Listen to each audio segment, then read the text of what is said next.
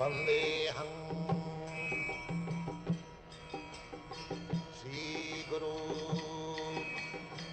श्रीयुता पदकमलं। जय राधा माधव कुंज विहारी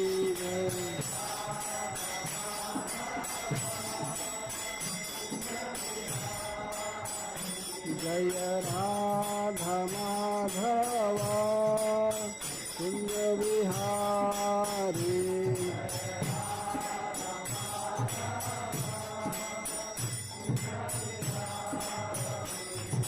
गोपी जन वल्लभ गिरवरधारी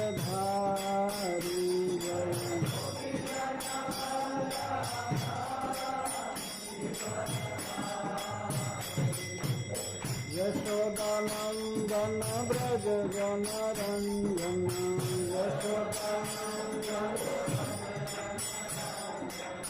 यमुना तीरा वनचारी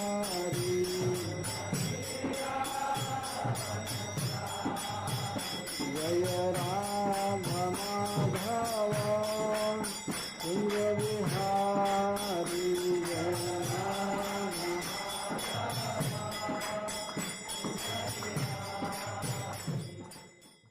जय ओम विष्णुपाद परमहंस परिव्राजकाचार्य स्तोत्र सत श्री श्री श्रीमद् अभय चरणारविंद भक्ति वेदांत स्वामी श्रील प्रभुपाद की जय।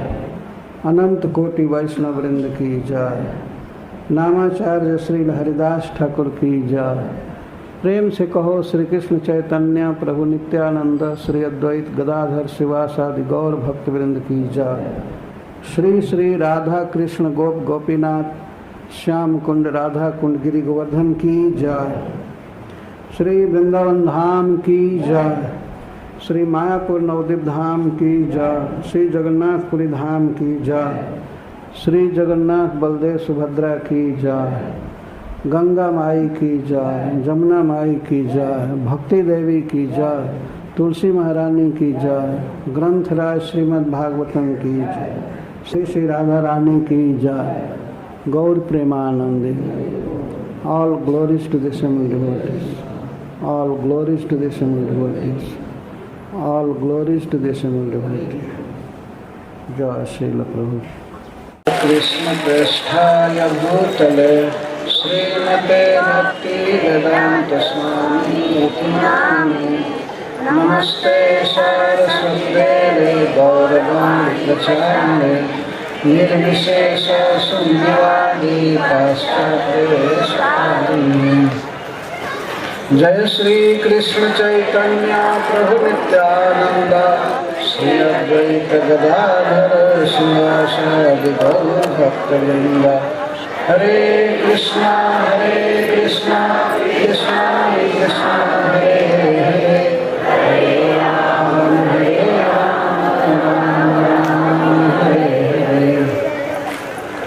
ओम नमो भगवते वासुदेवाय। ओम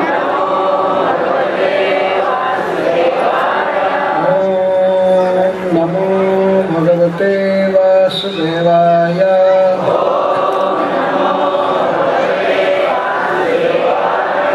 ओम नमो भगवते वासुदेवाय।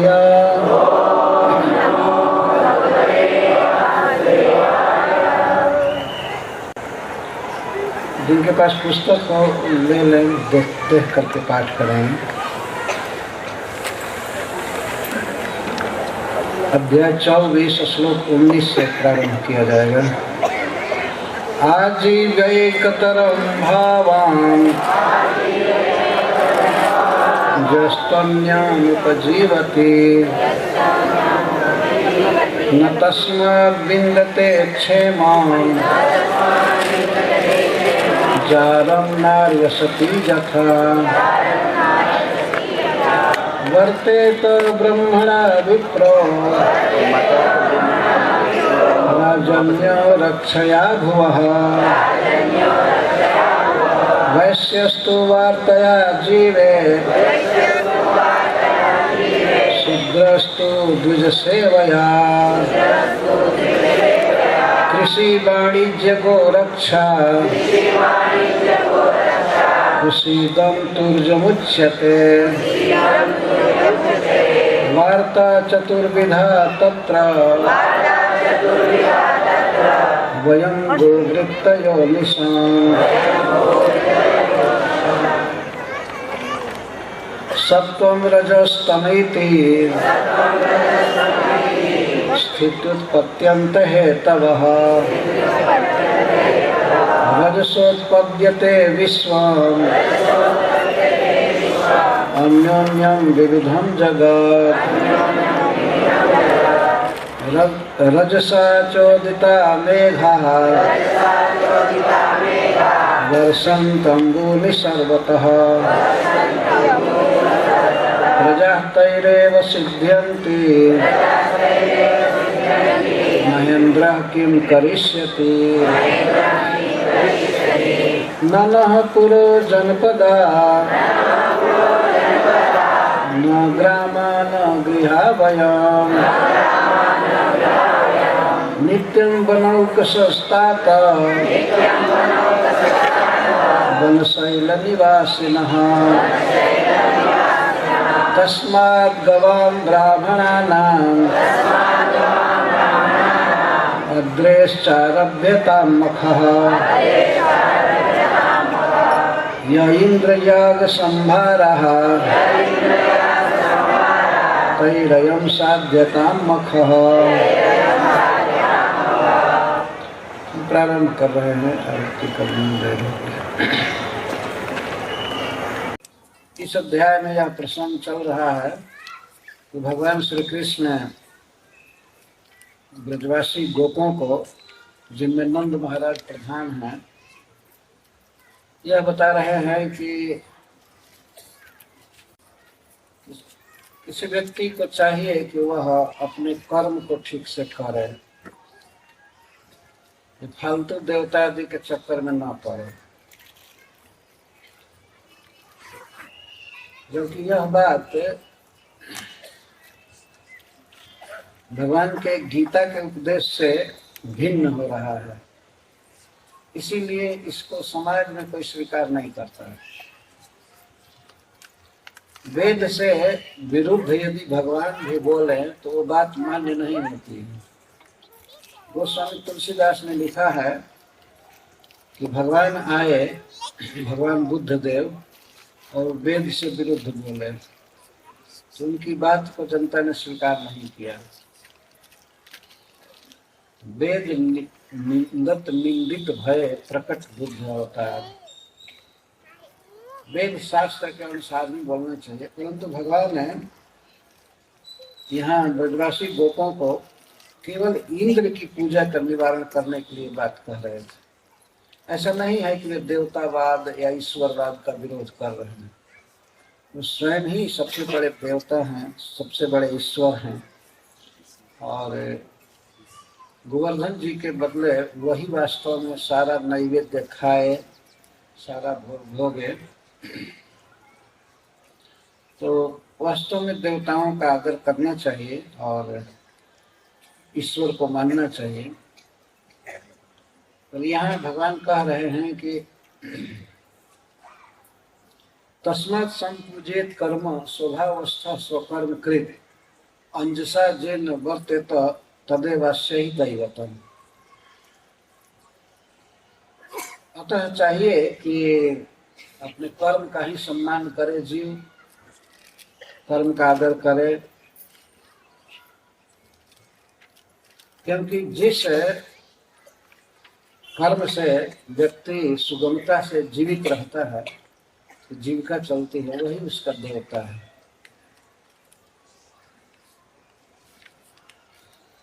अब हेतुवाद के बल से विपक्ष में दोष निकाल रहे हैं अगर इसके विपरीत कोई देवता मानता है दूसरा अपनी आजीविका के अलावा, तो इसमें भगवान दोष निकाल रहे हैं। 19वें श्लोक से प्रारंभ है। आजीव्यैकतरम भावम जस्तोन्यम उपजीवति न तस्मात् बिंदते क्षेमम जारम नारसति यथा। ये केवल सूखा तर्क है भगवान का।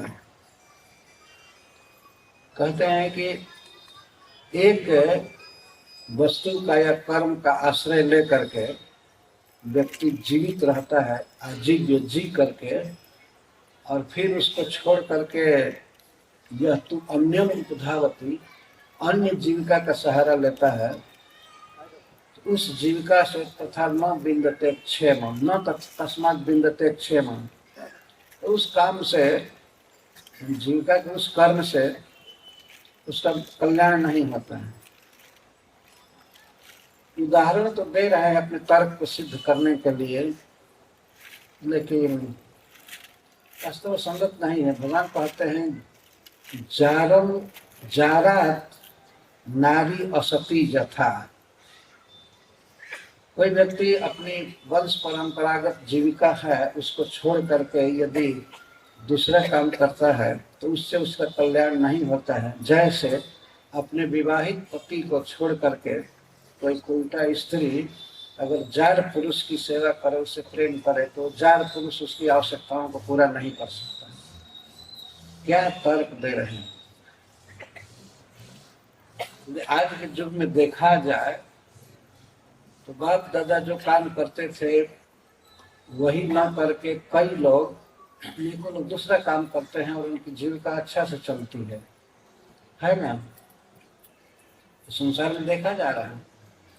लेकिन भगवान कहते हैं कि अपना परंपरागत काम धंधा छोड़ करके दूसरा काम कोई करता है तो उससे उसका मंगल नहीं होता है। दृष्टांत दे रहे हैं, उदाहरण दे रहे हैं। जैसे जार पुरुष से प्रेम करने वाली कोई विवाहिता पत्नी अपने पति से जैसा सुख पाती है, उसका भरण पोषण होता है, वैसे जार पुरुष नहीं कर पाता है।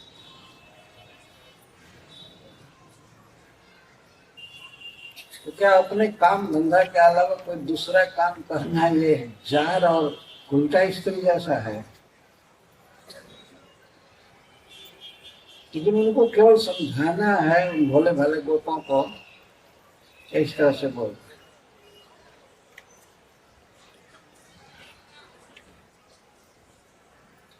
कोई स्त्री विवाहिता स्त्री भ्रम में पड़ जाती है तो उसका पति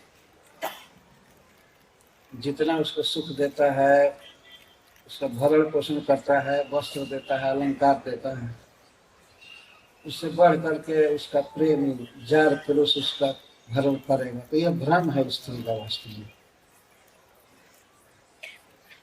जार के साथ जो स्त्री का संबंध है वो बहुत ही छिछला है और उसे उचित पर्याप्त भोग भी नहीं मिलता है और कुछ ही काल में वो जार पुरुष उससे मन हटा लेता है, क्योंकि उसका तो नए नए स्त्रियों से संबंध करना स्वभाव होता है। तो भगवान ये उदाहरण क्यों दे रहे हैं?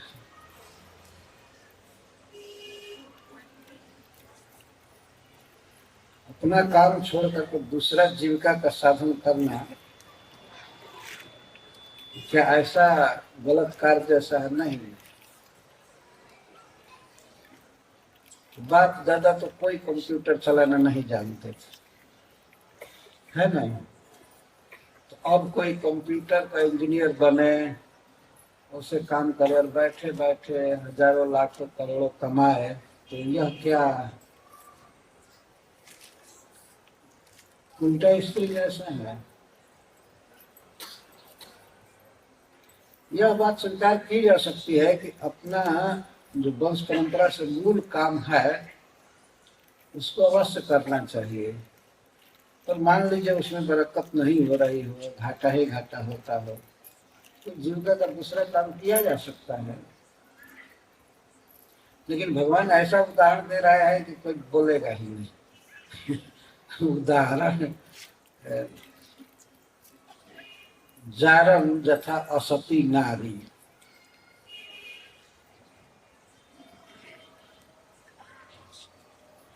अब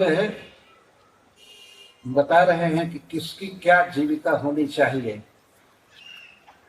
चार वर्णों के चार काम भगवान बता रहे हैं।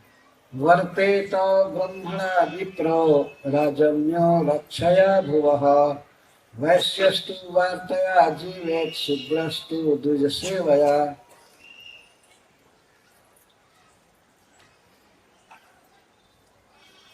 विप्रः ब्रह्मणा वर्तेत जीवेत। ब्राह्मण को चाहिए कि वह वेद से जिए, अर्थात वेद का अध्ययन करे, वेद शास्त्र का, और उनको अध्यापन भी करे, पढ़ावे। इस काम से जो भी उसे पैसा मिले उसी से जीवित रहे, उसी से जीविका चला रहे, ब्राह्मण का कर्तव्य है। वर्ते तो ब्रह्मणा विप्र, ब्रह्म मतलब वेद शास्त्र, और विप्र का से ब्राह्मण। ब्राह्मण है वेद शास्त्र पढ़े, पढ़ावे, यज्ञ करे, करावे, यही सब उसका काम है। तो वह वेद से जीता है, कथा बाच करके जीता है। इसमें भी बहुत बड़ी आमदनी है। आजकल तो घर घर में कथा बाचने वाले हो गए, ज्ञान नहीं फिर भी कथा बाचते रहते। ब्राह्मण की स्वाभाविक जीविका है। इसका मतलब कि ब्राह्मण को नौकरी नहीं करनी चाहिए, शासन में नहीं रहना चाहिए, कोई ऑफिसर नहीं बनना चाहिए, राजा नहीं बनना चाहिए, कुछ नहीं। केवल वेद पढ़ने में रहना चाहिए। लेकिन आजकल के ब्राह्मण ऐसे हैं कि वेद का नाम पूछिए, कौन कौन वेद है तो ये भी पता नहीं है, उसमें क्या लिखा है इसका, इसकी बात तो दूर है। नाम रहता है चतुर्वेदी, ये चौवेद, मतलब चार वेद जानने वाला है। चार वेद जानने वाला टाइटल है, और पूछा जाता है चार वेद कौन कौन है तो पता नहीं है। जो भी है, भगवान ने स्पष्ट बता रहे कि ब्राह्मण की जीविका वेद शास्त्र है, उसका अध्यापन और अध्ययन आदि करना, लोक में शास्त्र का प्रचार करना।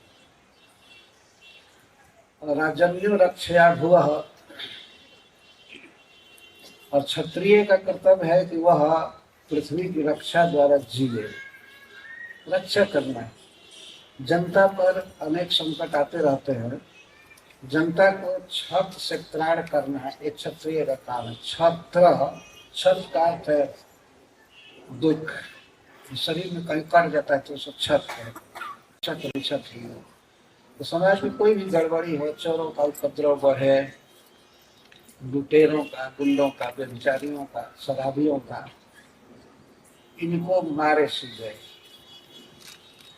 किसी किसी की तो हत्या कर दे डायरेक्ट, किसी किसी को जेल में बंद करे, ये क्षत्रिय का कर्तव्य है।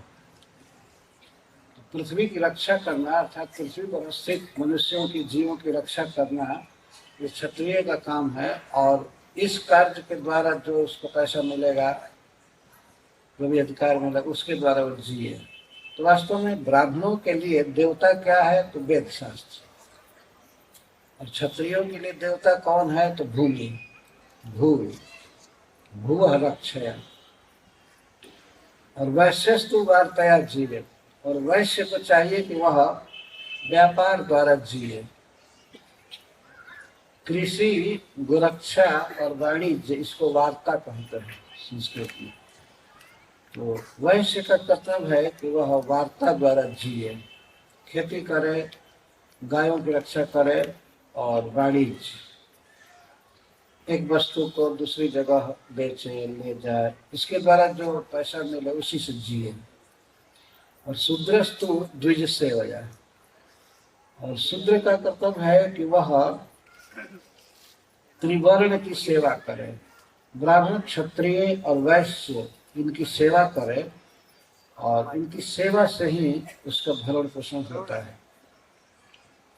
तो वास्तव में द्विज ही ब्राह्मण, क्षत्रिय और वैश्य इस शूद्र के लिए देवता हैं, और वैश्य के लिए व्यापार, अपनी दुकान और यही सब देवता है। गाय की रक्षा करने वाले के लिए गाय ही देवता है, ये भगवान कह रहे हैं। तो ब्राह्मण को चाहिए कि वेद शास्त्र के द्वारा जिए, क्षत्रिय पृथ्वी की रक्षा द्वारा जिए, वैश्य व्यापार द्वारा जिए, और शूद्र तीनों वर्णों की सेवा द्वारा जिए। तो 4 वर्णों के जीविका के साधन बताकर अब भगवान वैश्य के चतुर्विध जीविका को बता रहे हैं। कृषि वाणिज्य गोरक्षा कुशीदम तुर्जमुच्यते, वार्ता चतुर्विधा तत्र वयम गोवृत्तयो निशम। हे पिताजी, वैश्य की 4 प्रकार की जीविका होती है। वार्ता चतुर्विधा, कृषि वाणिज्य सहित गोरक्षा। कृषि, वाणिज्य और गौओं की रक्षा, 3 जीविका है। और चौथी जीविका है तुर्जम कुशीदम, वृद्धि जीवन। कहीं धन या किसी वस्तु को रखा जाता है, विनियोग किया जाता है, तो वो धन है महीने के हिसाब से या साल भर के हिसाब से बढ़ता है नियम के अनुसार। वो अपने आप नहीं बढ़ जाता है। तो मनुष्य नियम बनाता है कि भाई हम आपको 100 रुपया दे रहे हैं, तो महीना पूरा होगा तो 102 रुपया लेंगे, तो 2 रुपया बढ़ गए, इसको वृद्धि जीविका कहते हैं। जब 3 तरह से वैश्य की जीविका न चले तब वो सूद ले सकता है। कुशीद मतलब सूद, इंटरेस्ट, ब्याज। वृद्धि जीवन है, यह बहुत पाप की वृत्ति है वास्तव में। इसीलिए इसको चौथी वृत्ति भगवान का तुर्जम चतुर्थम कुशीदम उच्यते। चौथी जीविका वैश्य की है सूद लेना। यदि अपना काम ठीक से चल रहा हो व्यापार द्वारा, तो कभी भी किसी से सूद नहीं लेना चाहिए। वो सूदखोर महापापी होता है।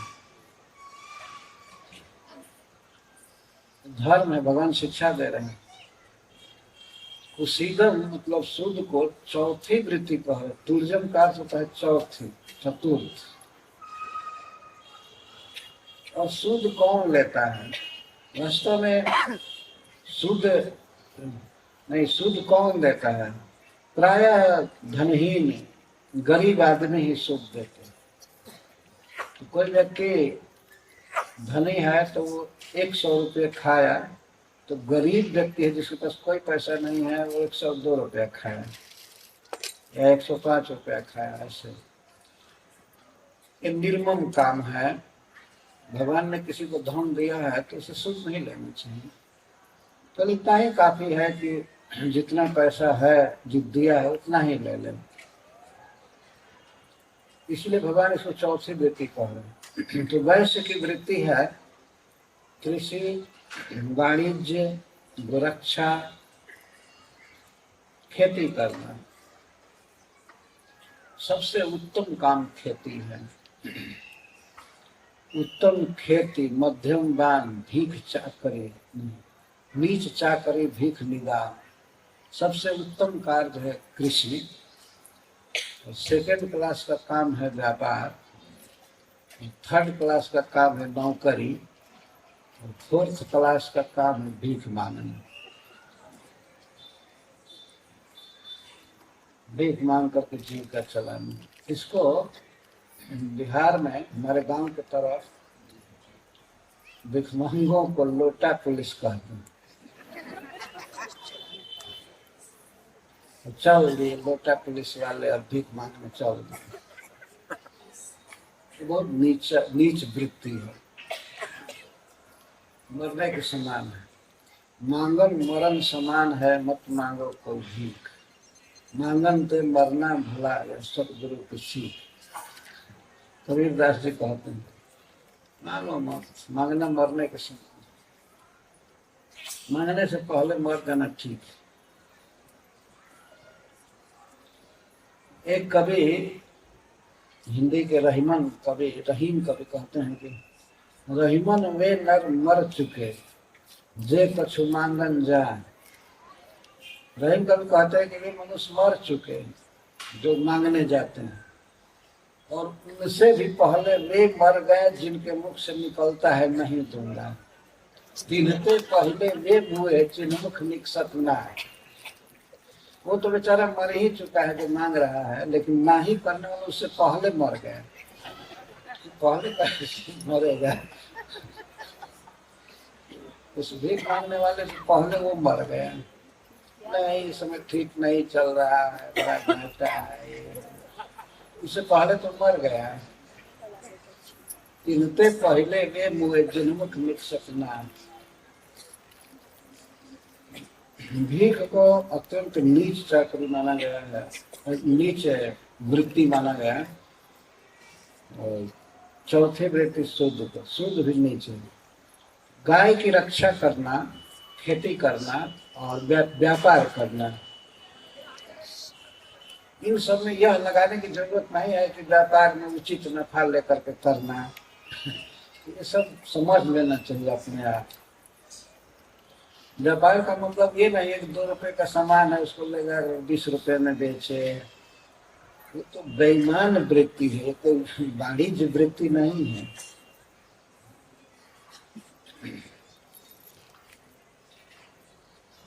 तो भगवान इस तरह से बता रहे हैं।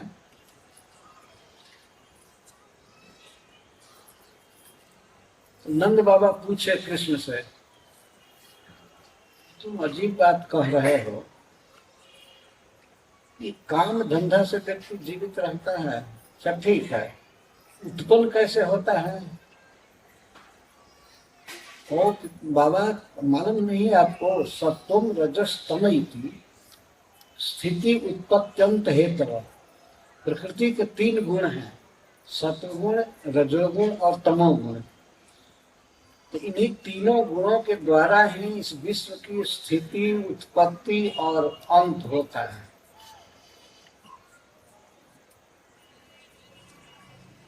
जब कोई ईश्वर जन्म देता है किसी को, ये बात नहीं। जब भागवत में पहले श्लोक में कहा गया है, जन्माद्यस्य जप, जिन प्रभु से इस विश्व का, विश्व स्थित समस्त जीवों का जन्म होता है, पालन होता है, प्रलय होता है, वे परम सत्य हैं, मैं उनका ध्यान कर रहा हूं। लेकिन यहाँ नंद बाबा को भगवान बता रहे हैं कि प्रकृति के 3 गुण हैं, यही इस विश्व के स्थिति, उत्पत्ति और अंत के कारण है, प्रलय के कारण। सतगुण के द्वारा इस विश्व का पालन होता है, रजोगुण के द्वारा जन्म होता है और तमोगुण के द्वारा इसका विनाश होता है।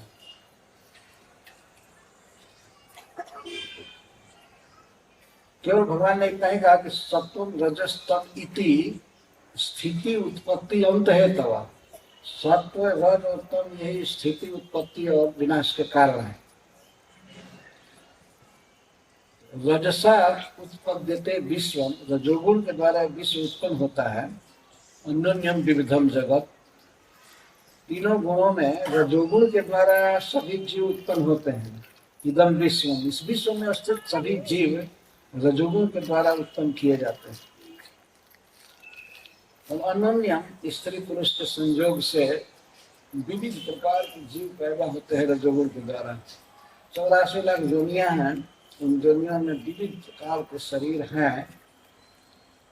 एक जैसे मनुष्य योनि है तो मनुष्य भी अनेक प्रकार के जन्म ले रहे हैं, स्त्री और पुरुष के संयोग से, अन्योन्यम, एक दूसरे के सहायता से।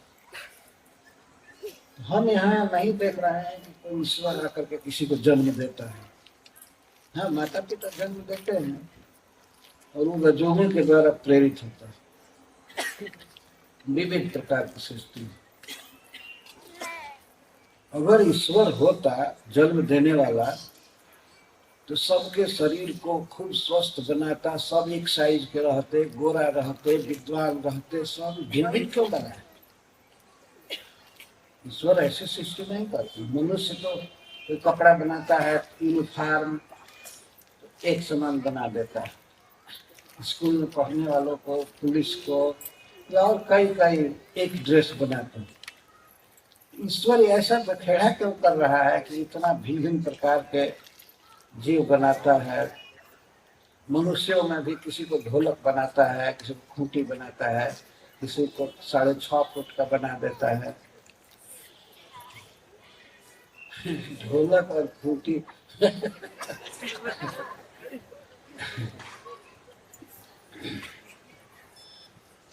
दो लड़के गए थे मिलिट्री में भर्ती होने के लिए। दोनों छोटे शरीर के थे। हमारे गांव के पास ही गए थे, तो ऑफिसर उनको ना पा, दिखने में बहुत छोटे थे ही, कि जो मिलिट्री में भर्ती होने के लिए ऊंचाई चाहिए वो नहीं। तो पहले गया लड़का, तो उसके कहता है, अरे तुम जाओ, तुम तो ढोलक हो। ढोलक है जितना मोटा होता है लेकिन बहुत लंबा नहीं होता है, तो तुम तो ढोलक हो। दूसरा गया तो उसको छांट देता, तुम तो खूंटी हो। ईश्वर इस तरह की रचना क्यों करता है? किसी को बिल्कुल काला बना देता है, किसी को बिल्कुल व्हाइट, किसी को बहुत बड़ा, किसी को बहुत छोटा, किसी में किसी को पोलियो कर देता है, कोई विकलांग होता है, कोई कुछ होता है। कोई सृष्टि अगर व्यक्ति करेगा तो प्लान द्वारा करेगा ना, एक साइज के फर्स्ट क्लास के आदमी पैदा तो मतलब कोई प्लान नहीं है, कोई ईश्वर नहीं है। ये अपने आप प्रकृति के गुण द्वारा सब कुछ हो रहा है। तो रजसा उत्पद्यते विश्वम अनन्यम विविधम जगत, विविध उसको पूर्व से संबंध जोड़े। अपने पूर्व कर्म के अनुसार विविध प्रकार के जीव जन्म लेते हैं, विविध बोली है, क्या क्या।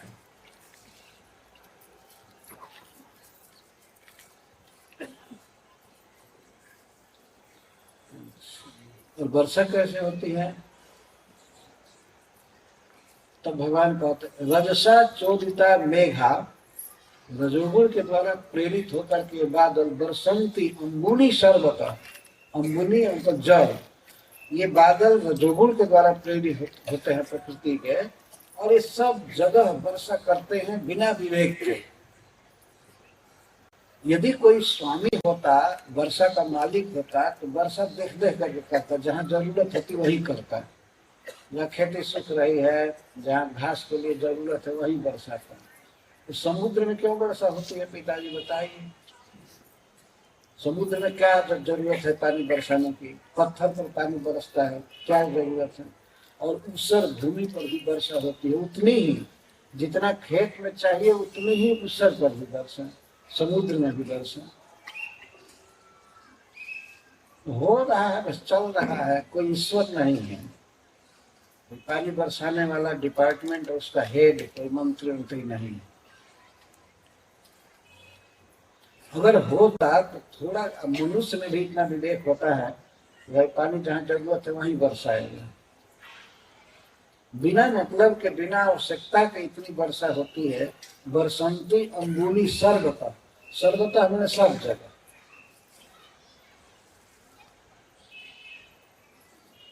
अगर वर्षा का देवता होता तो शहरों में तो एकदम वर्षा नहीं करता, क्या जरूरत है?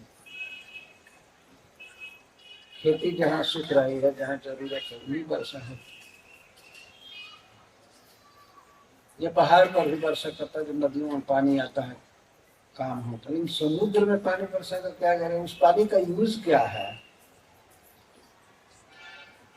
वर्षा होती है, पानी खारा रहता है और उसको निकाल करके ला भी नहीं सकते। तो हम ऐसा मानते हैं कि इस विश्व की व्यवस्था करने वाला कोई व्यवस्थापक नहीं है, कोई मालिक नहीं है। नेचर कर रही है, प्रकृति कर रही है, और अपने पूर्व कर्मानुसार व्यक्ति को शरीर मिलता है, भोग मिलता है, सब कुछ मिलता है। अतः कर्म की ही पूजा करनी चाहिए पिताजी।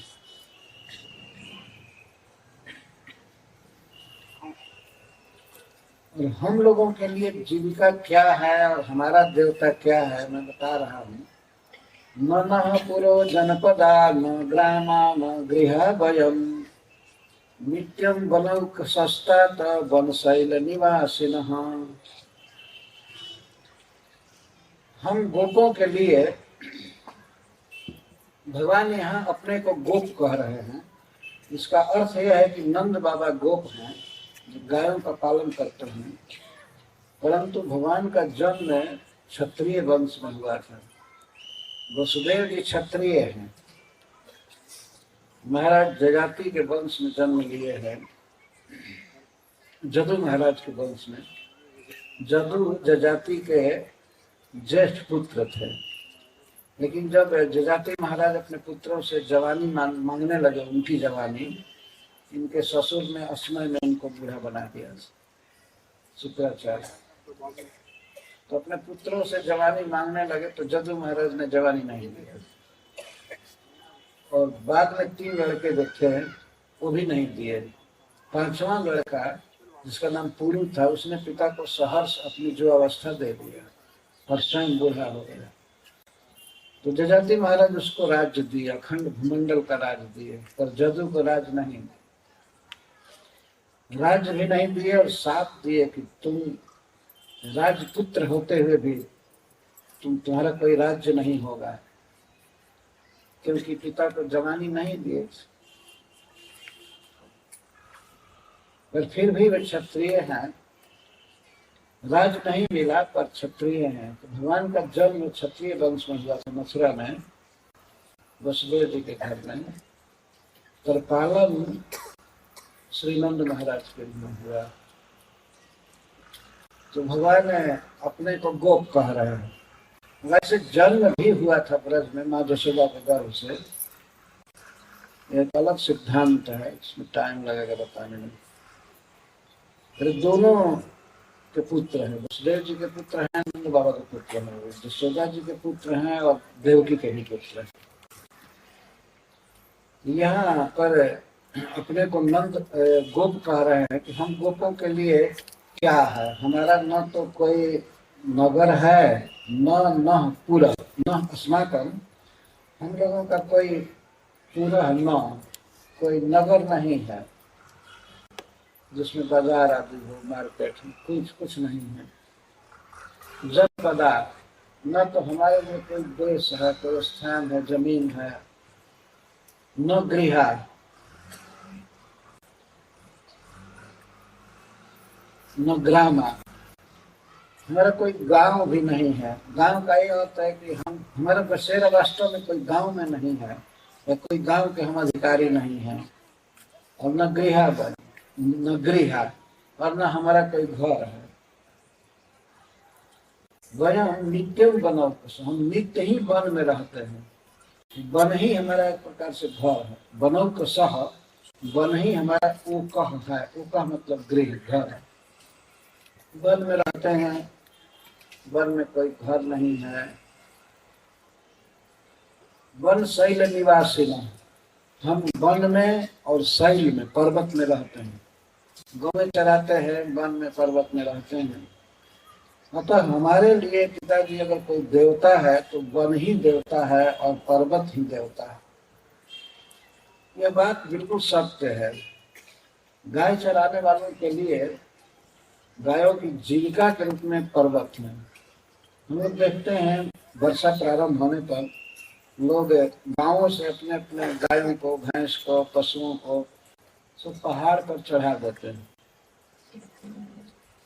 वहां वे चरते हैं, खाते हैं, दूध देते हैं, सब कई महीनों तक वहीं रखते हैं, बाद में उतार लेते हैं पहाड़ से। तो हम गोपों के लिए वास्तव में वन और पहाड़ ही हमारे देवता हैं, हमारे लिए पूज्य हैं। अतः हमें पर्वत की ही पूजा करनी चाहिए अगर पूजा करना है तो। इंद्र की फालतू पूजा आप लोग कर रहे हैं, ये ठीक नहीं है। ये बात जब भगवान ने कहा तब नंद बाबा ने कहा, तब किसकी पूजा करने को तुम कहते हो? साफ साफ बोलो क्या किया जाए। इतना तो पता चल गया कि इंद्र की पूजा नहीं करनी है। पूजा किसकी की जाए या नहीं किया जाए, टोटल जग बंद कर दिया जाए, तब वो भगवान कहते हैं नहीं पूजा करनी है, लेकिन पहचान लेना है कि हमारा पूज्य कौन है, हमारा देवता कौन है। पूजा कीजिए, लेकिन जो पूज्य नहीं है, जिसका हमारे जीवन में कोई उपयोग नहीं है, कोई संबंध भी नहीं है, नाता भी नहीं है, कुछ नहीं है, ऐसे बेकार देवता की पूजा आप लोग क्यों कर रहे हैं?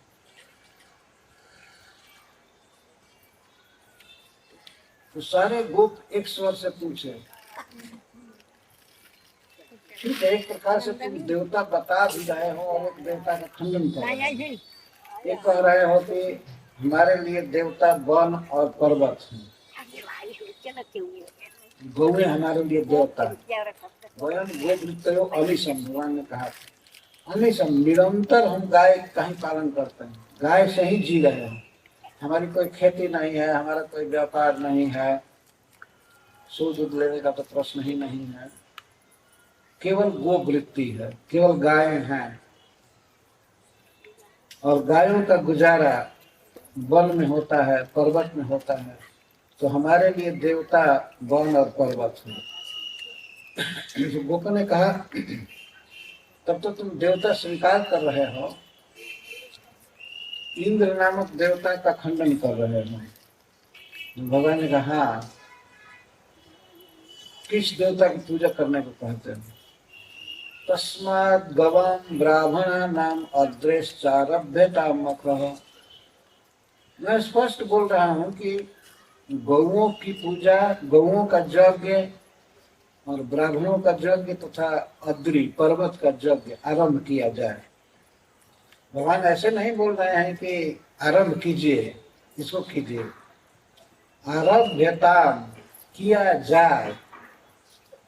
भाषा में अंतर है, भगवान आज्ञा कैसे दे सकते? ये करना चाहिए।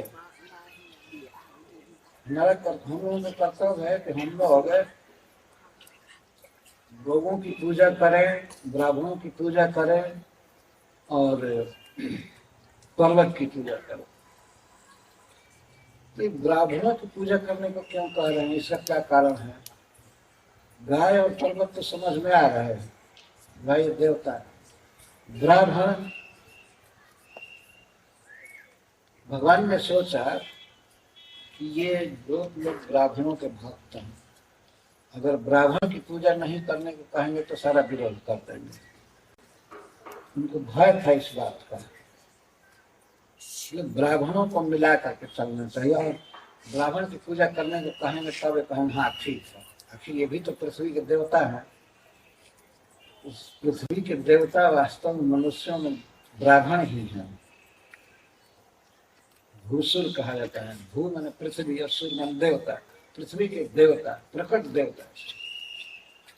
तो भगवान बहुत चालाकी से सोच रहे हैं कि ब्राह्मणों को इसमें मिलाना चाहिए पूज्य में, नहीं तो ये तुरंत बगावत कर देंगे, बस बंद करो। तो ब्राह्मणों को रख लिया। ऐसे वो बाहर से ये व्यक्त कर रहे थे कि ब्राह्मण हमें वेद शास्त्र सिखाते हैं, हमारे जीवन में परम पुरुषार्थ को देने के लिए, अन्य पुरुषार्थों को देने के लिए दृष्टिकोण देते हैं शास्त्र द्वारा, इसलिए ये पूज्य। तो भगवान ने स्पष्ट कहा कि तस्मात्, इसलिए गवाम यज्ञ, ब्राह्मणा नाम यज्ञ और अद्रेह यज्ञ आरभ्य काम चालू किया जाए।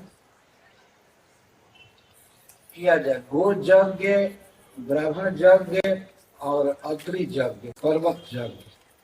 अद्रि न द्रियते इति अद्रि, जो विदीर्ण नहीं होता है, जो ठोस बना रहता है, इसको अद्रि कहते हैं, पर्वत। तो पर्वत यज्ञ, गो यज्ञ और विप्र यज्ञ, ब्राह्मण यज्ञ, इसको चालू किया जाए। कुछ गोपों ने इसका विरोध किया, इतना सामान तो इंद्र की पूजा के लिए जुटा है, अब हम रोज रोज सामान जुटाते रहें नया यज्ञ करने को कह रहे हो? तो भगवान कहते नहीं नहीं नहीं नहीं, यह इंद्र जाग संभारा तैरयं साध्यते मखर। जो इंद्र के यज्ञ के लिए सामान जुटाया गया है, जो भी सामान, ये इंद्र जाग संभारा है। इंद्र यज्ञ को पूरा करने में जो जो सामान जुटाया गया है, जो जो अनाज पीसा गया है, कुटा गया है, या दूध जमा किया गया है, दूध तो अभी नहीं जमा किया गया था, जितना कुटाई पिसाई और सब सामान था मंगाया गया था दूर दूर से, और जो प्लान था कि इतना दूध जुटाया जाएगा, इतना दही, इतना घी, वो सब ज्यों का त्यों किया। जो इंद्र की पूजा के लिए सामान जुटाया गया था, उन्हीं सामानों से तै अयम साध्यते मखा, यह यज्ञ उसी से होता है। साध्यते संपाद्यते, जिन वस्तुओं से इंद्र की पूजा होने जा रहे थे, उन्हीं वस्तुओं से यज्ञ किया जाता है।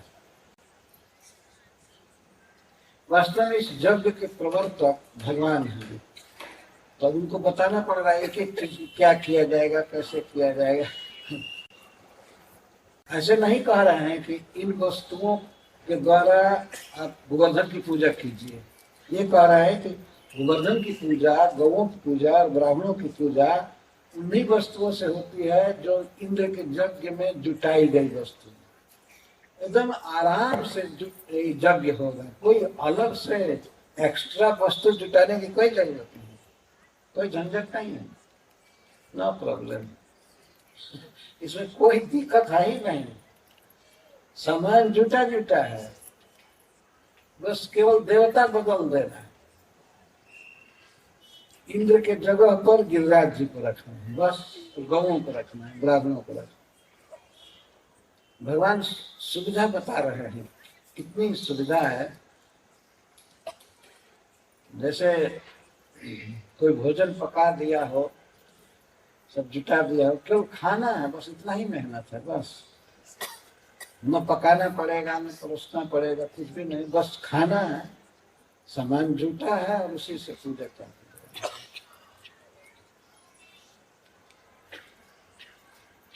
तो कुछ और अलग से कुछ करना होगा, कुछ डायरेक्शन दो, कुछ संकेत करो।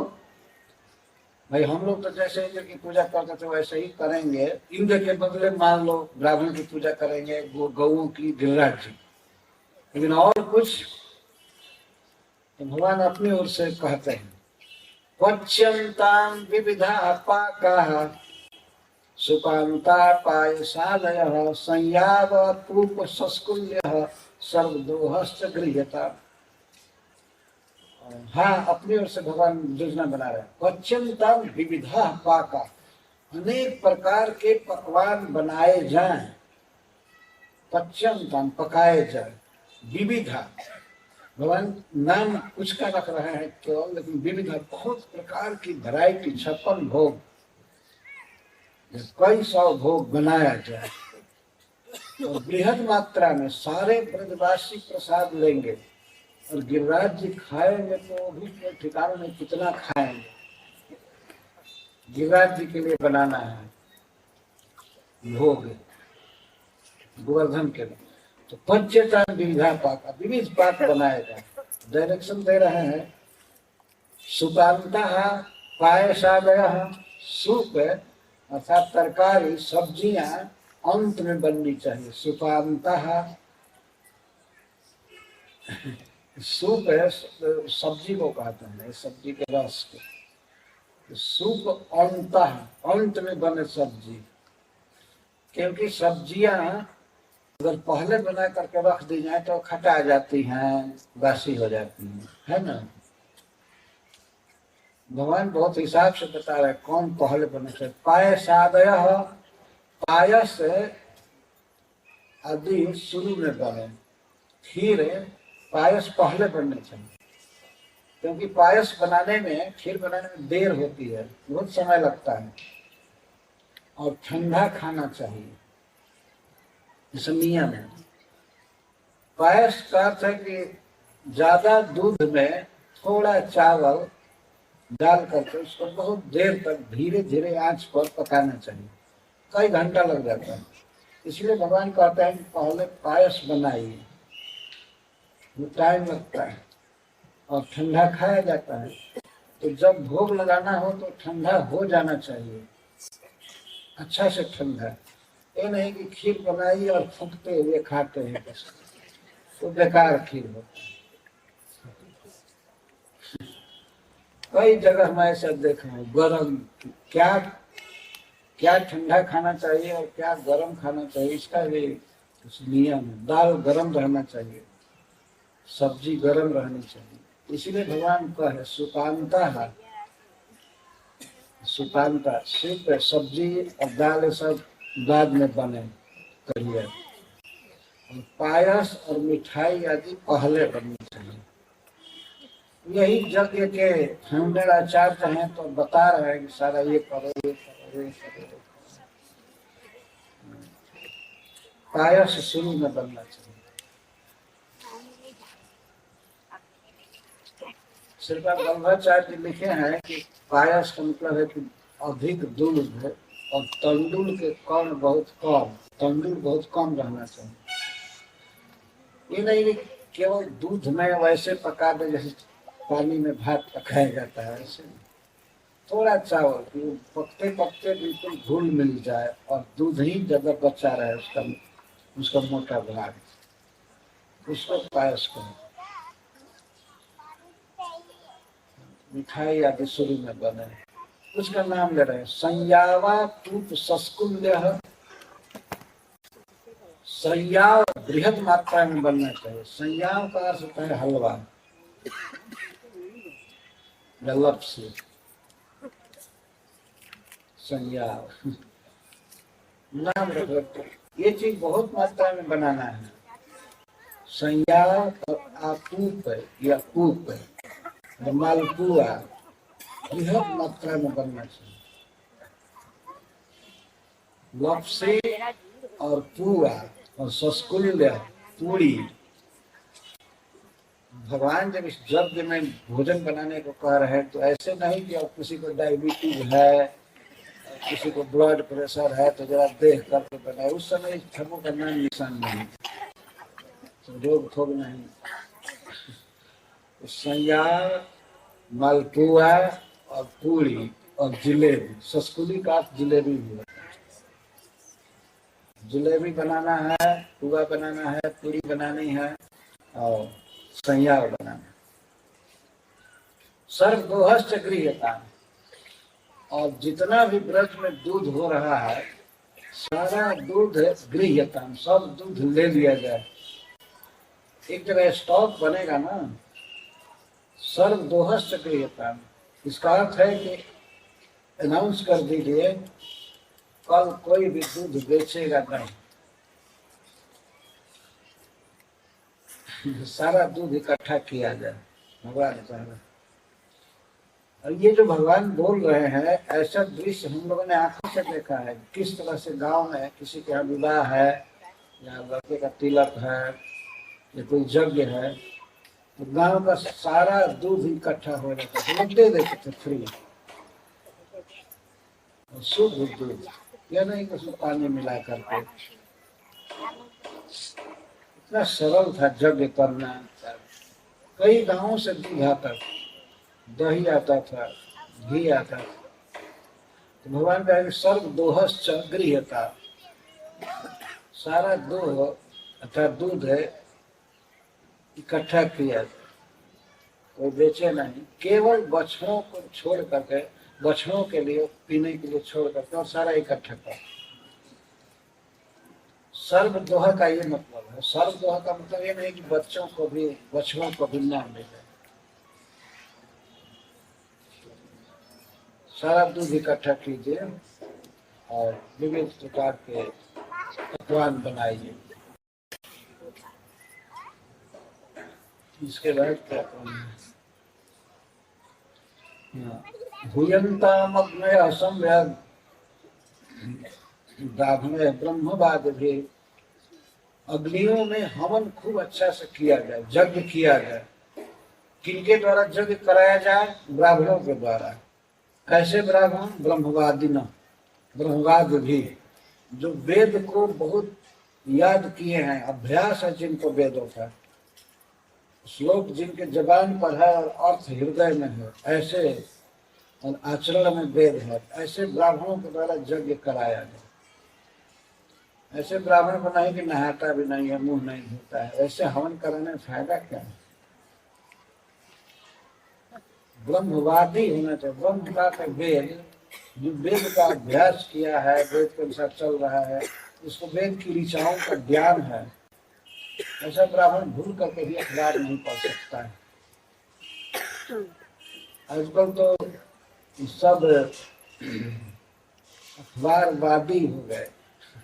वादी नहीं बोलने वाला, कहीं बोलना होता है तो अखबार में निकला है, न्यूज़पेपर में निकला है। अरे गीता में क्या कहा गया, भागवत में क्या कहा गया है, उसको तो बोलो। अन्नम बहुविधम तेभ्यो देयमो धेनु दक्षिणा। और उन ब्राह्मणों को बहुगुणम अन्नम देयम, बहुत सरस भोजन देना चाहिए। बहुगुणम का अर्थ ये है, खटरस भोजन देना चाहिए, बहुत अच्छा देयम मतलब देना चाहिए। वह धेनु दक्षिणा, वह हमें जुस्मा भी आप लोगों के द्वारा चाहिए कि ब्राह्मणों को बहुत अच्छा भोजन कराएं और उनको गाय दान करें और प्लस कुछ नगद दक्षिणा दें। भगवान यज्ञ करा रहे हैं, ये वास्तव में कृष्ण का यज्ञ है, तो इसमें दक्षिणा देने के बाद भगवान कह रहे हैं और भोजन कराने के बाद, अथवा गायें ही दक्षिणा है, ये भी अर्थ हो सकता है। दक्षिणा के रूप में गाय दीजिए ब्राह्मणों को, अथवा गाय भी दीजिए और ऊपर से कुछ नगद भी दीजिए, दोनों अर्थ हो सकते हैं। जो भी अर्थ हो, दें वो धेनु दक्षिणा, धेनु दूध देने वाली गाय दी जाए ब्राह्मणों को। जो ब्राह्मण गायों की सेवा करते हैं उनको, कसाईयों को नहीं, ठीक गाय का पालन करे उसको देना चाहिए। भगवान ये बात बता रहे हैं। ब्राह्मण शब्द का ही तात्पर्य हो गया अपने आप में कि गाय का भक्त है, गाय की सेवा करता है। इस तरह से भगवान सिखा रहे हैं। और अन्यभ्य और अन्य भी ब्राह्मण वहां जुटे हैं, उनको भी भोजन दे, नहीं केवल यज्ञ कराने वाले को ही खिलावे।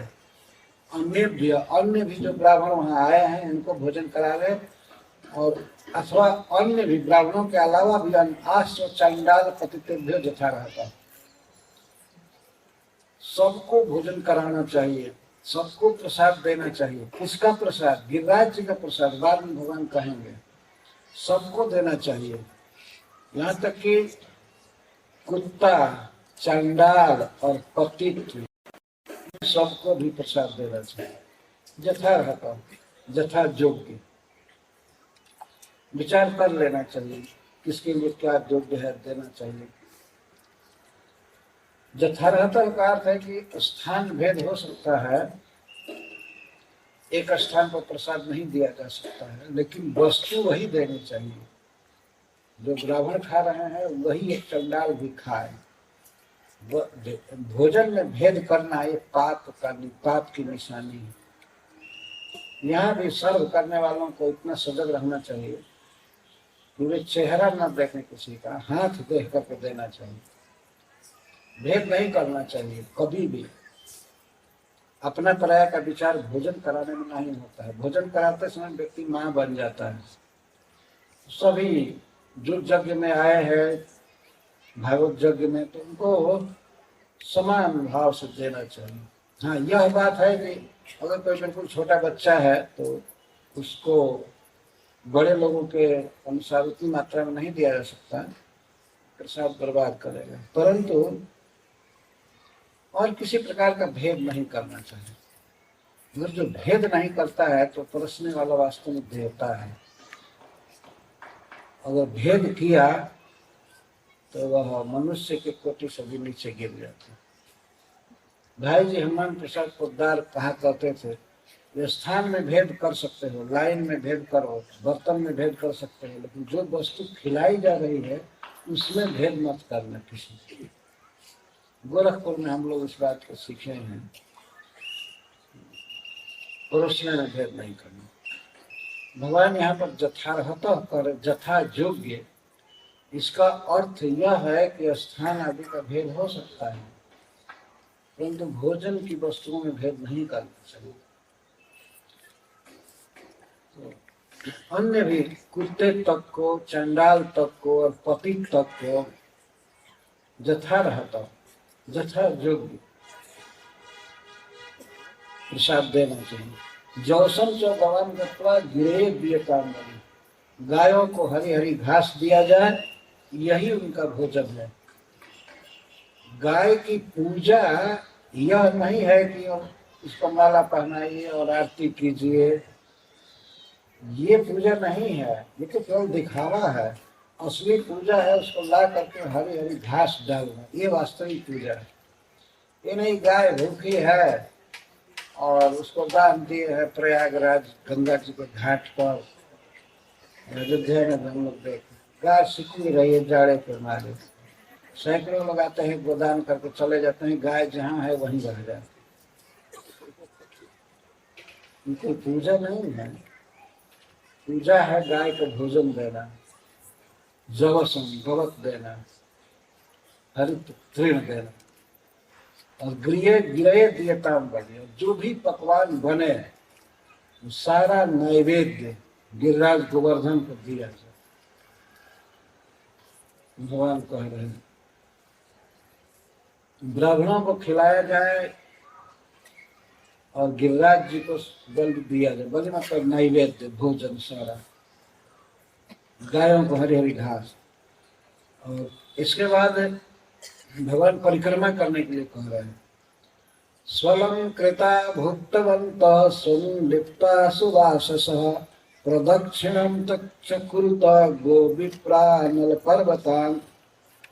इसके बाद सब लोग स्नान करके, या उसके पहले ही कह रहे हैं अलंकार धारण करें, अलंकृत हो जाए। अलंकार में मुख्य अलंकार क्या है? तिलक कर रहे सभी लोग, ये अलंकार है। अलंकार से शोभा, सुशोभित करना। सभी लोग तिलक करें या सोना आदि अलंकार है उसको धारण करें। भुक्तवंत सब खा पी ले। अब गिरिराज की परिक्रमा करनी है तो उसके पहले भगवान कह रहे हैं कि अच्छा से खा लो। ऐसा नहीं भूख लगी है और चल दिए 7 कोस पैदल है, बीच में मरते जा रहे हैं, तो पेप्सी पीते हैं, तो क्या क्या पीते हैं, ये सब बहुत बुरा है। इसमें कोई बीड़ी भी पीता जाता है, सिगरेट भी पीता है। गिरिराज देवता की परिक्रमा करना, तंबाकू खाना, ये पाप है। देवता है, भगवान है, इनके समक्ष, इनके पास ये सब चीजें नहीं खाने पीनी चाहिए। अपने घर पर भगवान सिखा रहे हैं भुक्तवंत, तुम खा अच्छा से। सु अनुलिप्ता है, सो चंदन आदि का लेप करें और सुवासस, खूब सुंदर कपड़ा पहने, नया नया कपड़ा, धोया हुआ कपड़ा पहन कर। प्रदक्षिणम चक्रुत, यहाँ डायरेक्ट आदेश दे रहे हैं प्रदक्षिणा कीजिए। किसकी किसकी? गो विप्रानल पर्वतान, गौओं की परिक्रमा कीजिए, ब्राह्मणों की, अग्नि की मतलब यज्ञ कुंड की, और पर्वत गिरिराज की, 4 की परिक्रमा करने के लिए कहा। वो अलंकार पहन करके, अच्छा कपड़ा पहन करके, खा करके और अंगराग आदि लगा करके बिल्कुल फिट हो जाए, स्वस्थ माइंड से, स्वस्थ शरीर से। प्रदक्षिणम चक्रुत, परिक्रमा कीजिए। गो विप्रानल पर्वतान, गायों की, ब्राह्मण की, अग्नि की और गोवर्धन पर्वत की परिक्रमा की। च से भी तात्पर्य है कि गोवर्धन पर्वत की परिक्रमा कीजिए। चकार से वृंदावन की भी परिक्रमा, जाती है। आजकल भक्त लोग जाते हैं तो वृंदावन की परिक्रमा करते हैं, गिरिराज जी की करते हैं। ये भगवान का आदेश है, यहाँ पर डायरेक्ट आदेश कर रहे हैं, दक्षिणम च कुरुत, दक्षिणा कीजिए वो विप्रानल पर्वता। तो भगवान भोजन के विषय में सब बता दिए, क्या क्या करना है, परिक्रमा करनी है, भोग लगाना है गोवर्धन जी को, कपड़ा पहनने के विषय में ही प्रवचन किए, शरीर पर क्या धारण करना है, क्या लेप लगाना है, ये सब भी बताए। और इतना कह करके भी कहते हैं एतन मम मतम पाप क्रियता यदि रोचते अयं गो ब्राह्मणाग्रीणा मह्यं च दैतो मखः। हे तात, हे पिताजी,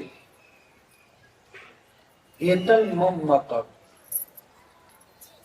ये मेरा विचार है, वो मेरा मत है। जो मैं पूजा की बात बताया, अगर वो लोग पूछ जाए कि बेटा ये तुम कहाँ से सीखे हो, कौन बताया कि ये पूजा करनी चाहिए पर्वत की, गाय की, तो भगवान बोले बेटा ये एकदम मम मतम, ये मेरा मत है, लेकिन आप लोगों पर कोई जबरदस्ती नहीं है कि आप कीजिए। और वास्तव में अश्रद्धा से कोई व्यक्ति यज्ञ करता है, कुछ करता है या दान देता है, तो दान बेकार है, वो यज्ञ बेकार है। भगवान के कहने का आशय ये था, किसी के कहने से श्रद्धा न हो और बिना श्रद्धा के ही कुछ काम किया जाए तो उसका कोई फल नहीं होता। इसीलिए उन्होंने अपनी निरपेक्षता व्यक्त किया। प्रियता यदि रोचते, यदि आपको अच्छा लग रहा है, आप चाहते हैं तो कीजिए। वैसे मैं तो चाहता हूँ, मेरा ये मत है, परंतु फिर भी मैं जबरदस्ती नहीं कहूँगा। अगर आप लोगों को अच्छा नहीं लगता तो छोड़िए, मत कीजिए, जो करते हैं वही कीजिए। लेकिन यदि रोचक है, यदि आपको ये अच्छा लग रहा है, गाय की पूजा, ब्राह्मण की पूजा, अग्नि की और गोवर्धन जी की, तो क्रियता तो किया जाए, हमारे कहने से मत कीजिए। जब कोई व्यक्ति कोई काम कराना चाहता है तो अपनी निरपेक्षता अवश्य व्यक्त करता है। हमारे इसमें कोई इंटरेस्ट नहीं है, आपको अच्छा लगे तो आप कीजिए। ऐसे आप पूछेंगे तो मैं चाहता हूं, भगवान ऐसे बोल रहे हैं। एतन मम मतम तात, फिर पिताजी संबोधन करें, हे पिताजी, हे तात, ये मेरा मत है, परंतु फिर भी मैं अपने मत को इम्पोज नहीं करूँगा, मतलब आप जबरदस्ती नहीं कहूँगा कि आप कीजिए। अगर आप लोगों को करने का विचार है, इसको अच्छा समझते हैं तो क्रियता, और यदि नहीं विचार है, नहीं श्रद्धा है, तो यथेच्छसि तथा कुरु, तो इच्छा है कीजिए। हमको अच्छा लगा, यही अच्छा लगता है, तो फिर दोहरा रहा है, अयम गो ब्राह्मणाग्रीण मह्यं च दैतो मखः।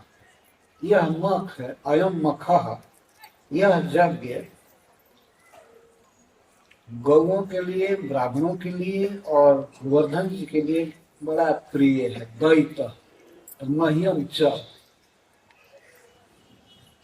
ये मेरा प्रिय यज्ञ है। तो पहले किए नहीं है तो प्लान बनाए, तो कहते हम हमारे लिए प्रिय यज्ञ है, यही यज्ञ होना चाहिए।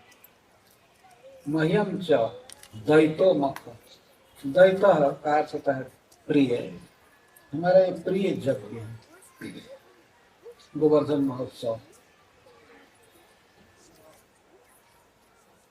वैसे मैं तो चाहता हूँ, और चतुर्थी विभक्ति का प्रयोग होता है तो हितार्थ है। इसी यज्ञ के द्वारा गौओं का हित है, ब्राह्मणों का हित है, गोवर्धन पर्वत का हित है, और मेरा भी हित, मेरी भलाई इसी यज्ञ से है। यह मेरा प्रिय है। सब ब्रजवासियों के तरफ संबोधन न करके पिता को कहा, पिताजी हमको ये बहुत अच्छा लगता है, मेरा प्रिय है। परंतु फिर भी मैं ऐसा नहीं कहूँगा कि आपका मन ना हो फिर भी कीजिए। आप अगर चाहते हैं तब कीजिए। तो बाबा आप बताइए, अब चाहते हैं कि नहीं? हमको तो प्रिय लग रहा है, हमको तो प्रिय लग रहा है। ये बात सुन करके नंद बाबा ने स्वीकार कर लिया, सारे ब्रजवासी स्वीकार कर। ठीक है, जब इसको प्रिय है, कृष्ण को प्रिय है, तो यही किया जाएगा। उन लोगों के सामने वास्तव में कोई देवता, कोई ईश्वर, कोई धर्म विचार आदि कुछ भी नहीं था। क्या करने जा रहे हैं, इसका क्या कुफल आएगा, कितना भयंकर इंद्र का प्रकोप होगा, क्रोध होगा, इसकी कोई चिंता नहीं। कृष्ण को ये पसंद है, बस यही वे देख। तो सुखदेव गोस्वामी कहते हैं, कालात्मना भगवता शक्र दर्पम जिघांसता प्रोक्तम निशम्य नंदाद्या साधुगुणंत तद्वचः। भगवान श्री कृष्ण काल के भी आत्मा है। आत्मा का एक अर्थ होता है प्रयत्न, चेष्टा। काल वास्तव में कृष्ण की ही चेष्टा का नाम है। भगवान चैतन्य महाप्रभु ने आत्मा का अर्थ बताया है चैतन्य चैतन्य में, उसने प्रयत्न भी कहा। यह काल के भी प्रेरक हैं। सुखदेव गोस्वामी के कहने का ऐसा था कि काल इंद्र की पूजा करा रहा था और इंद्र की पूजा का निवारण भी काल नहीं कर दिया, क्योंकि काल के भी प्रेरक हैं। काल उनके संकल्प को कहते हैं, कालात्मना। वे हैं भगवान, 6 ऐश्वर्यों से परिपूर्ण। शक्र दर्पम जिघांसता, वे चाहते थे इंद्र का अभिमान नष्ट करना, और इसीलिए उन्होंने इस पूजा का प्रवर्तन किया। कालात्मना भगवता शक्र दर्पम जिघांसता। शक्र 100 यज्ञ करने का जो अभिमान था इंद्र को, और इस कारण से वे अपने को ईश्वर समझ बैठे थे। भगवान कृष्ण की महिमा को नहीं जान पाए। भगवान के पिताजी से ब्रजवासियों से पूजा ले रहे थे, यह बिल्कुल अनुचित था। केवल अभिमान के कारण वे पूजा ले रहे थे। भगवान के सामने एक छोटा सा नगण्य देवता कीट पूजित हो रहा है। इस अभिमान को, मैं पूज्य हूँ, मैं ईश्वर हूँ, भगवान नष्ट करना चाहते थे, इंद्र के इस अभिमान। इसीलिए सुखदेव गोस्वामी कहते हैं, सब दर्पम जिघांसता। जिघांसा का अर्थ होता है हत्या, नाश। शक्र के अभिमान को नष्ट करना चाहते। भगवान के इस प्रवचन को सुनकर नंद आदि गोपों ने क्या किया? प्रोक्तम निशम्य नंदाद्या साधु गृहणंत तद्वचः।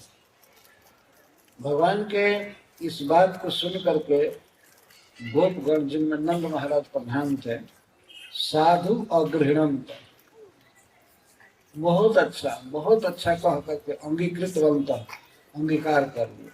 ठीक है, ठीक, भगवान जो कहे उस बात को स्वीकार कर लिया।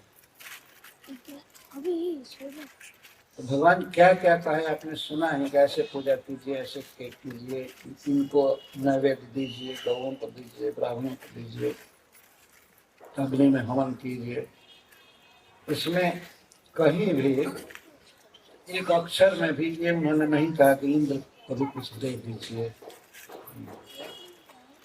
भगवान ने ये कहा कि कई साल से वो अकेले खाया है, इस बार उसको एक तृण भी नहीं देना।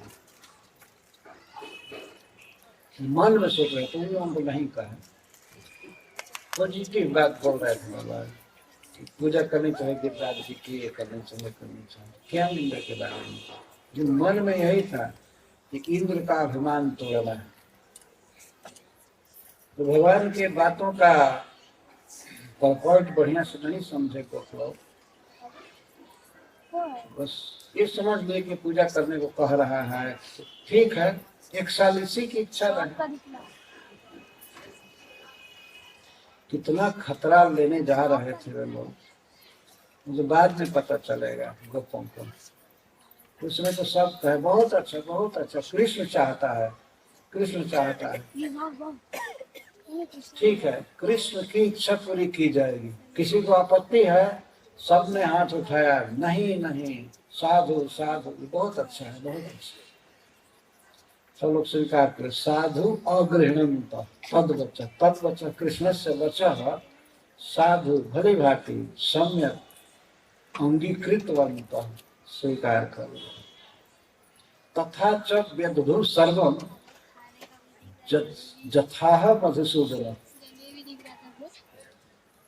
मधुसूदन ने जो जो कहा, श्री कृष्ण ने जो जो कहा, उनको उसी रूप में गोपों ने किया। तथा च व्यदधु सर्वम, सब कुछ वैसे किए जैसा मधुसूदन ने कहा। मधु दैत्य का विनाश करने वाले भगवान बोले, ये आश्वासन है महाराज परीक्षित को सुखदेव गोस्वामी के द्वारा। इनका कुछ भी नहीं बिगड़ पाएगा, ब्रजवासियों का कुछ भी नुकसान नहीं होगा, क्योंकि मधुसूदन ने आज्ञा दिया है। मधु जैसे दैत्य का विनाश करने वाले भगवान, और बहुत मीठा बोलते हैं कृष्ण। उस अर्थ में भी मधुसूदन सब प्रयुक्त किया गया है। इतना मीठा बोला, इतना मीठा बोला, उनके वचन से मधु चू रहा था। इसीलिए सुखदेव गोस्वामी मधुसूदन शब्द।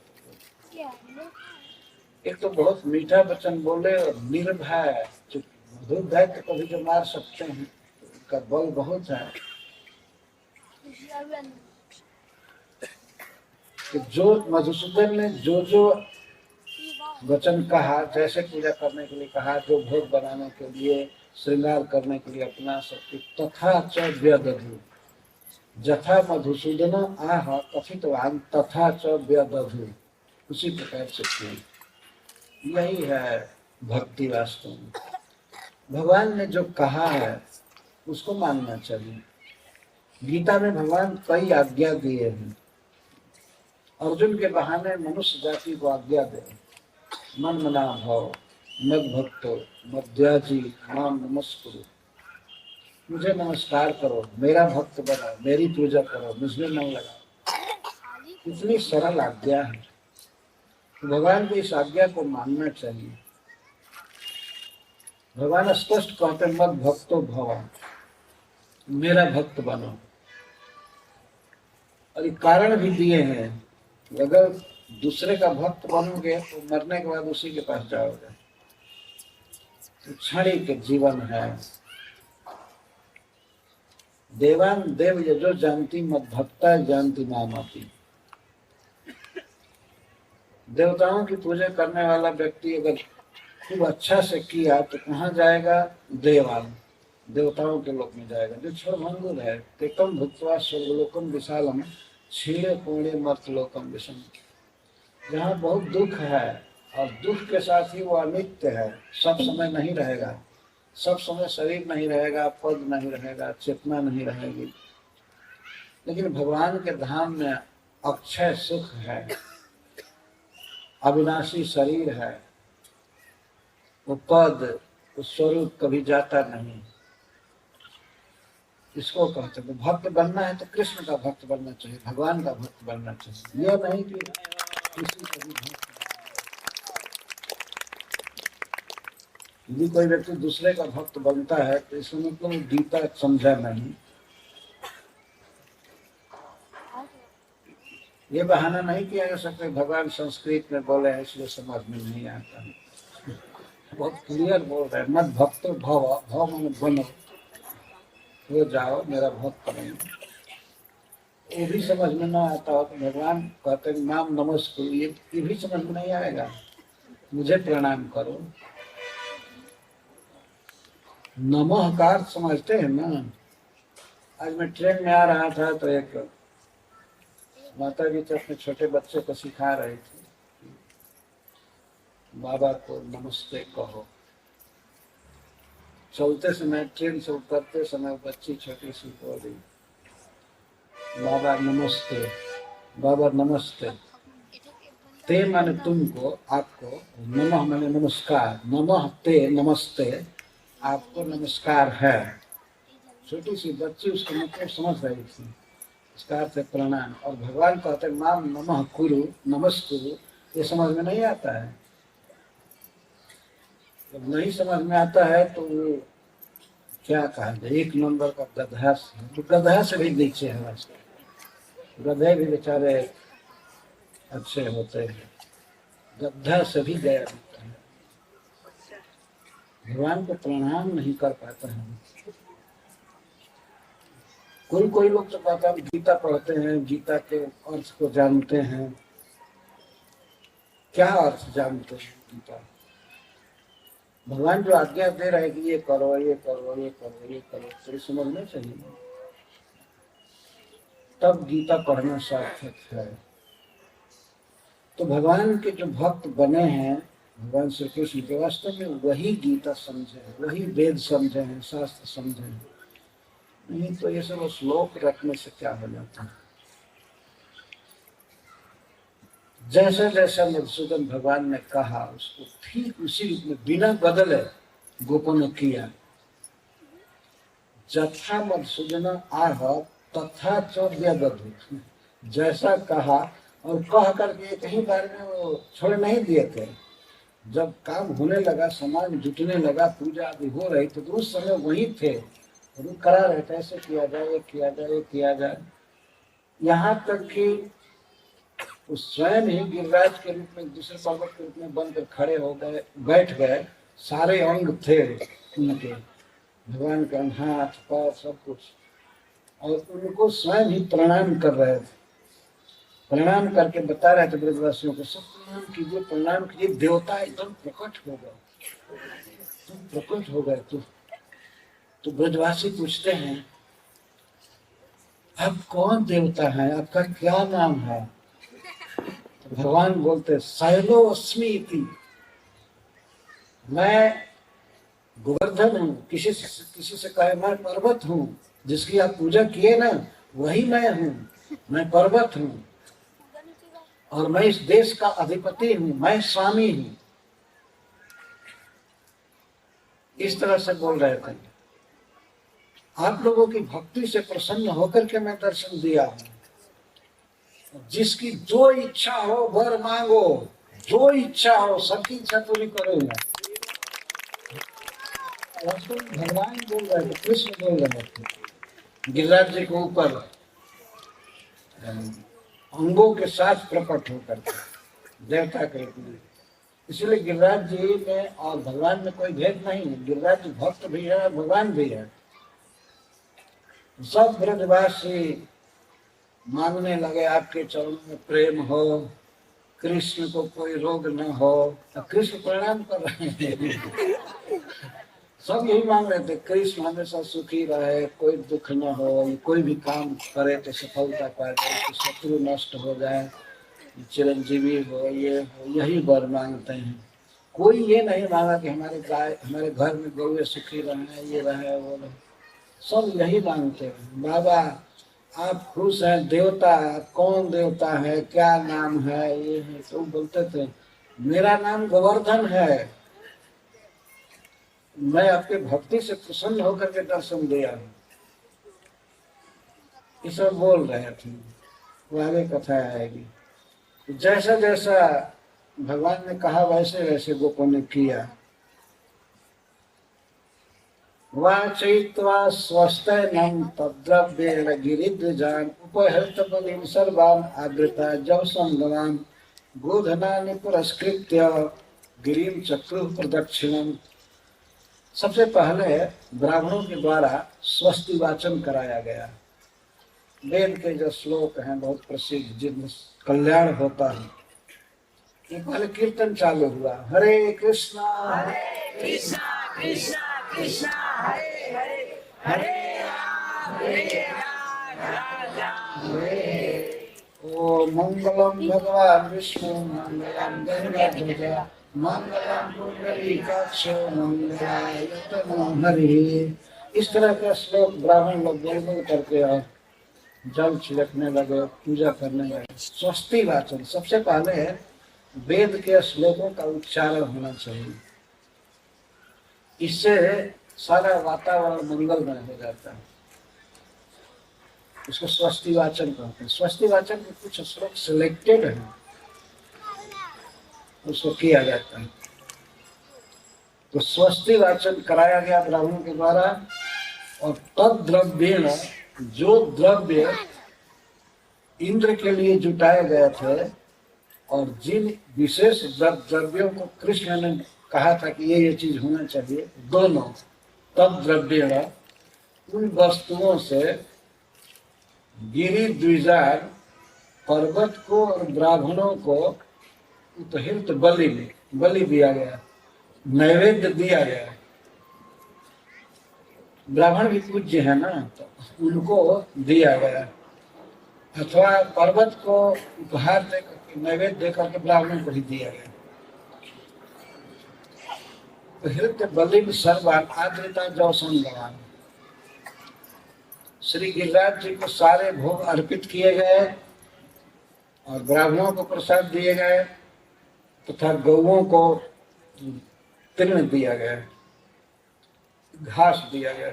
जवसम, जवस को भोजपुरी में गवत कहते हैं, गवत दिया गया। और गोधना ने पुरस्कृत गिरिम चक्र प्रदक्षिणा, गौओं को आगे करके उनको सजा करके बहुत वस्त्र पहना करके अलंकार आगे आगे गौओं को रखा गया है। और तब गौओं के साथ सभी लोग परिक्रमा किए, गिरिम चक्र प्रदक्षिणा परिक्रमा की। उस समय जब परिक्रमा हो रही थी तो कौन लोग कैसे चल रहे थे इसका वर्णन करते हैं। अनांसी अनुजुक्ता नीते चारुह्य स्वलंकृतः गोप्यश्च कृष्ण गिरिजाणि गायन्त्यः सद्विजाससः। बैल गाड़ियों पर चढ़ चढ़ करके, जिनमें बैल जूते थे, बैल अनुजुद बैल को कहते हैं, जिसमें वृषभ लगे थे, ऐसी गाड़ियों पर कुछ वृद्ध गोप लोग, बच्चे और स्त्रियां, ब्राह्मण सब बैठे। अनांसी गाड़ियों पर, सकट पर बैठे। बड़ी बड़ी गाड़ियां होती जिसमें 4-4, 6-6 बैल लगते हैं, 8-8 बैल खींचते हैं। उन बैल गाड़ियों पर बैठे अपना अलंकार किए थे खूब अच्छी तरह से। यहाँ इस वर्णन से लगता है सभी लोग बैलगाड़ी पर चढ़कर परिक्रमा किए, लेकिन यह बात नहीं है। कुछ वृद्ध जन, नंद बाबा आदि और बच्चे और स्त्रियां, ये सभी खूब सुंदर श्रृंगार किए थे, वस्त्र पहने थे। और उसमें फिर गोप्यश्च, और गोपियां तो कृष्ण गिरजाणी गायंत सब विजासिस, गोपियां बैलगाड़ियों पर चढ़ करके परिक्रमा कर रही थी और कृष्ण लीलाओं का गान कर रही थी। कृष्ण किस तरह इंद्र के यज्ञ का निवारण किया और किस तरह गिरिराज की पूजा कराए, ये सब, और पहले की लीला, पूतना वध आदि की लीला गोपियां गा रही थी। बहुत मधुर स्वर था उनका, कंठ बहुत विलक्षण, कृष्ण की लीलाओं को गाते हुए परिक्रमा कर रही थी। और गोपियों के गान के साथ साथ द्विजों का आशीर्वाद भी सुनाई पड़ता है। बीच बीच में ब्राह्मण को लोग आशीर्वाद दे रहे थे। ब्राह्मणों की पत्नियां भी थी जो बैलगाड़ी पर थी, और ब्राह्मण भी एक अलग बैलगाड़ी पर थे। तो ये सब आशीर्वाद देते जाते थे। गोपियों के गीत के बीच बीच में जब जब कोई पद पूरा होता था तो ब्राह्मण लोग जय हो, चिरंजीवी भव, सुखी भव, कृष्ण को आशीर्वाद देते हुए और गोपों को, नंद बाबा को आशीर्वाद देते हुए ब्राह्मण चल रहे थे। होता है ना, गीत पूरा होता है तो बीच में कुछ गायब होता है, इंटरवल होता है, उसमें सब द्विज आशीष आशीर्वाद देते हुए जा रहे थे। तो ब्राह्मणों के आशीर्वाद परक श्लोक या मंत्र सुनाई पड़ते जाते। तो जब गिरिराज जी को नैवेद्य अर्पित किया गया उस समय एक अद्भुत दृश्य हुआ। उसको सुखदेव जी कह रहे हैं, कृष्ण स्वन्यतमं रूपम गोप विश्रंभणं गतः। कृष्ण तू अन्यतमं रूपम, कृष्ण एक द्वितीय रूप बनाया, द्वितीय पर्वत जैसा। और गिरिराज जी का जो शिखर था वहां ऊपर पर्वत पर बैठ गए दूसरा रूप धारण करके। कैसा रूप? गोप विश्रम्भणम गता, जिससे गोपों को विश्वास हो कि ये गिरिराज जी प्रकट हो गए, वास्तव में कृष्ण प्रकट हुए। और द्वितीय पर्वत के समान। पर्वत केवल ऐसा नहीं कि पत्थर भर है, हाथ पैर सब और सांवला, ठीक कृष्ण जैसा। दूसरे पर्वत के रूप में हाथ है, पैर है, आंख है, सब है, मुकुट पहने हुए। जय हो गिरिराज महाराज, ने श्री गिरिराज महाराज, श्री गोवर्धन महाराज, तेरे माथे मुकुट विराज। ये माथे मुकुट विराजे, उन्हीं के माथ पर मुकुट था। पर्वत के समान आकार था, हाथ पैर सब कुछ सांवला और मुकुट पहने था। किस लिए किए? गोप विश्रम्भणम गत। वह रूप क्यों धारण किए कृष्ण? जिससे गोपों को विश्वास हो कि ये पर्वत राज प्रकट हो, ये देवता प्रकट हो गए, जिनकी पूजा हुई वो प्रकट हो गए। शैलोस्मिति ब्रुवन भूरी बलि मादक बृहद बपु, बहुत बृहद बपु, बड़ा शरीर था। और शरीर के अनुसार ही हाथ बड़ा बड़ा, पैर बड़ा बड़ा, आंख, गला, सब कुछ ऐसे प्रकट होकर के कृष्ण बोले, शैलः अस्मि, मैं पर्वत हूं, मैं गिरिराज गोवर्धन हूं, आपको आशीर्वाद देने के लिए प्रकट हुआ हूं। ऐसे कृष्ण बोल रहे थे। यह बोलते हुए भूरी बलिम आददत, और वहां जो जुटाया गया था सामान, जितना जुटाया गया था वहां पर सामान भोजन का नैवेद्य, भूरी बहुत था। उसको आदब, उसको खाने लगे। बृहद बपू, क्योंकि उतना ही बड़ा मुंह था और दांत भी बड़े बड़े, हाथ बड़े बड़े, तो ले ले करके खाने लगे। जितना सामान जुटा था उसमें से सबसे प्रसाद बना रहे थे, सभी बर्तनों से ले लेकर के खाने लगे।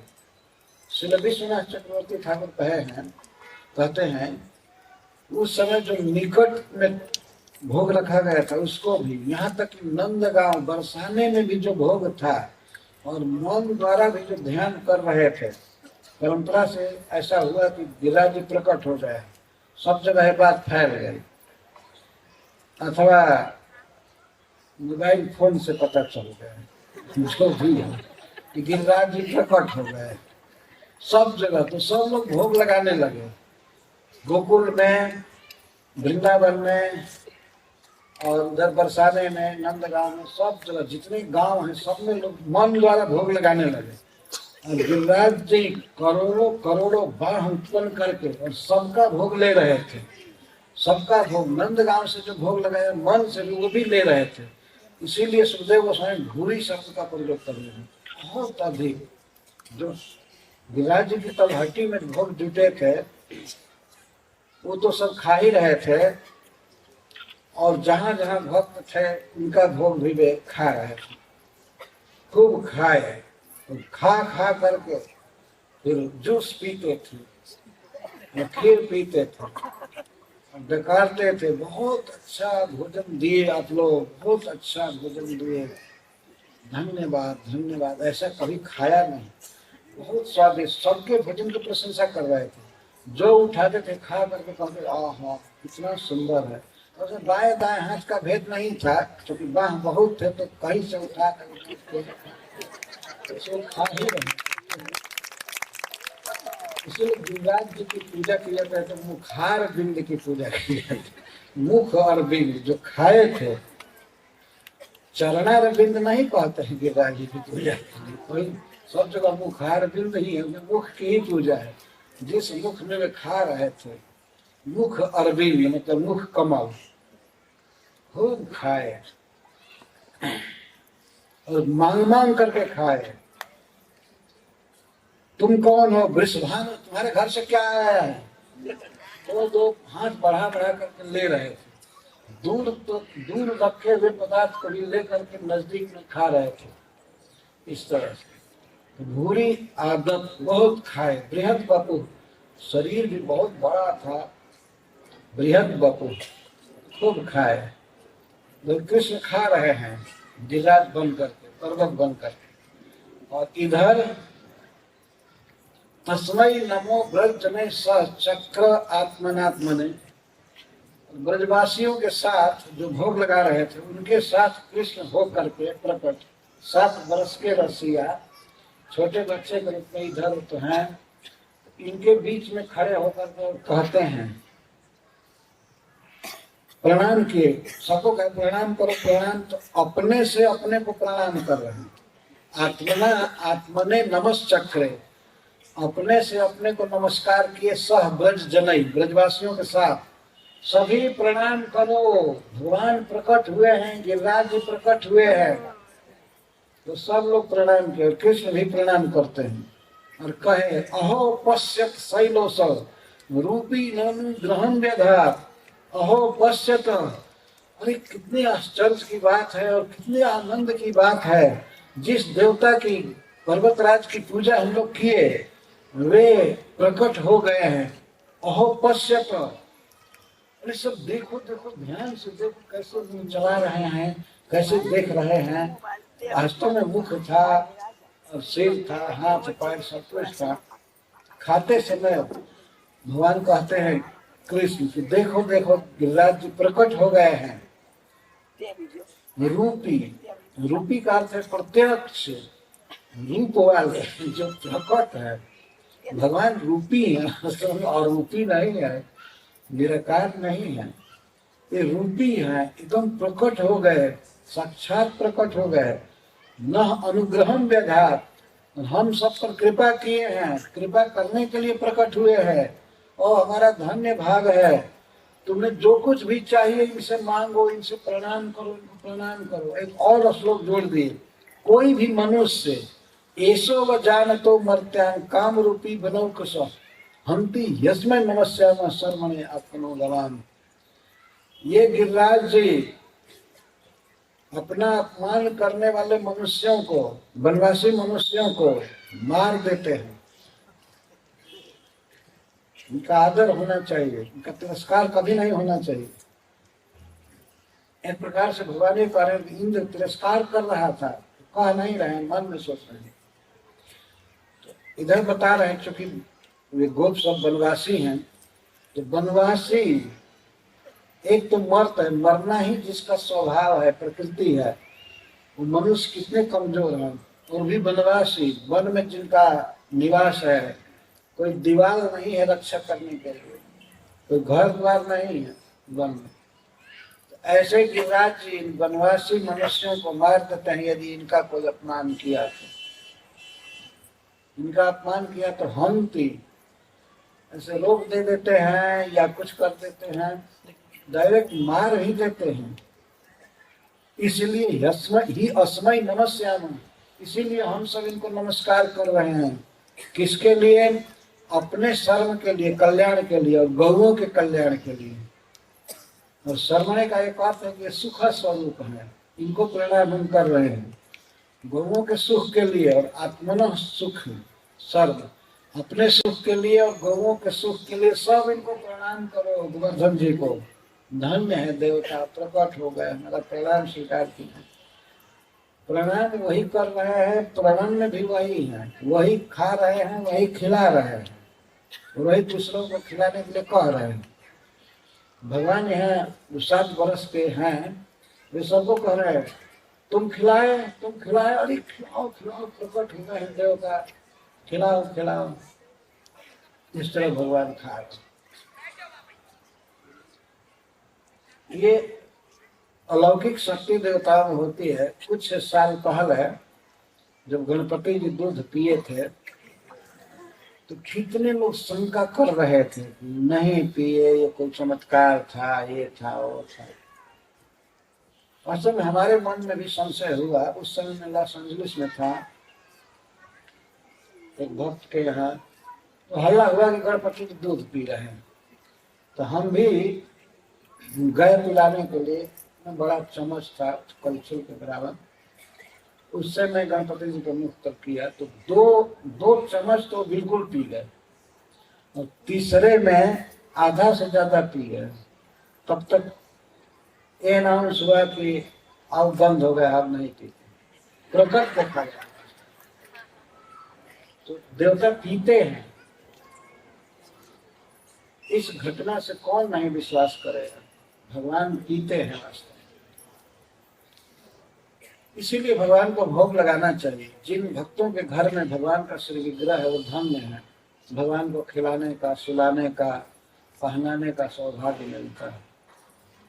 भगवान इस तरह से प्रकट होकर के दिखा रहे हैं, तो ऐसा मत समझो कि मैं पत्थर हूँ। गिरिराज जी तो पत्थरमय है ना, पत्थर ही पत्थर सब जगह है, लेकिन उसी में भगवान प्रकट हुए। इस लीला द्वारा भगवान संकेत कर रहे हैं। हरीश्वरी जी कहते हैं कि ऐसा मत समझो कि कोई व्यक्ति भगवान का श्री विग्रह रखा है तो पत्थर रखा है, नहीं। साक्षात गिरधारी जी वहां प्रकट होते हैं और उनकी पूजा करनी चाहिए। भगवान ने प्रकट लीला करके खा करके दिखा रहे हैं। और स्नामी पर्यटात्मा, मैं खाता हूँ, जो भक्त मुझे प्रेम से देता है तो मैं खाता हूँ। गीता में भगवान ये बात बोले हैं। क्यों बोले हैं?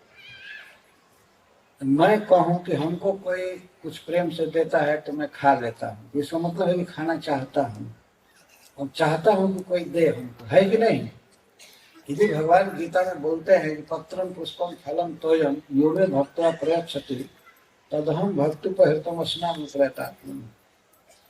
कोई भक्त प्रेम से मुझे कुछ देता है, पत्ता, पुष्प, फल, जल, तो उसे मैं स्वीकार करता हूँ। क्यों बोल रहे हैं? ये उद्देश्य है ना भगवान का कि तुम दो हमको, है ना। डायरेक्ट मांगना ही तो हुआ, पर जो पापी लोग हैं भगवान के खुलकर मांगने पर भी नहीं लेते, कहते हैं तो पत्थर है।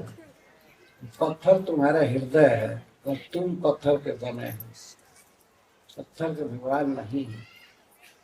गीता में इतनी बात बोल रहे हैं कि हमें कोई पुष्प देता है, फल देता है, जल देता है, पत्र देता है, तुम ग्रहण करते हो।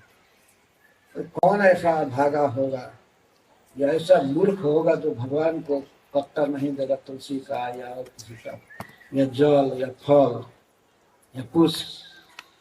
भगवान इसको स्वीकार कर।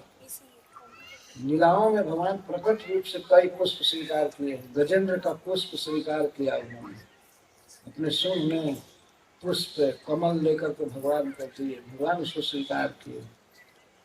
यहाँ ब्रजवासियों के समस्त नैवेद्य को, सारे भोगों को, प्रसाद को भगवान ने स्वीकार किया। खा करके दिखा रहे हैं और इधर से खिला खिला कर भगवान सिखा रहे हैं।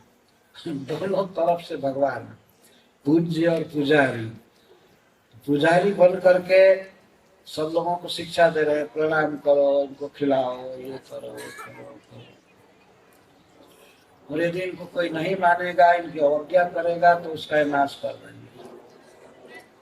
यह तो बात भगवान इसलिए बोल रहा है कि डर करके लोग करें, लेकिन वास्तविक डर करके भगवान को प्रणाम करें, भजन करें। लेकिन वास्तव में यह बात है, गिरिराज जी वैसे इतने निर्दय नहीं है कि कोई उनकी अवज्ञा करे तो मार देंगे। कहाँ मारते हैं? कितने लोग गिरिराज जी तलहटी में क्या क्या गंदा करते हैं, लेकिन मारते नहीं।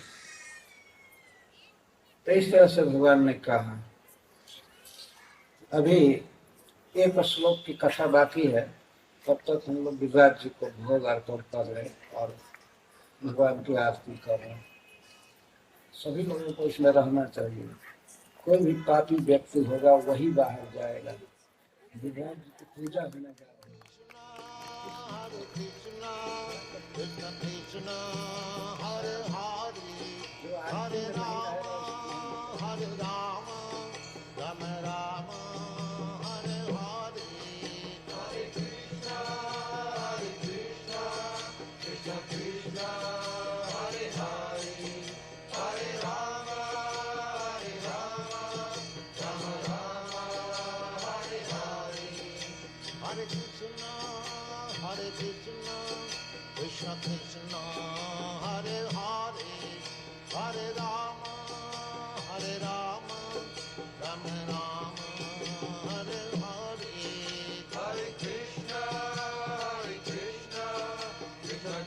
Krishna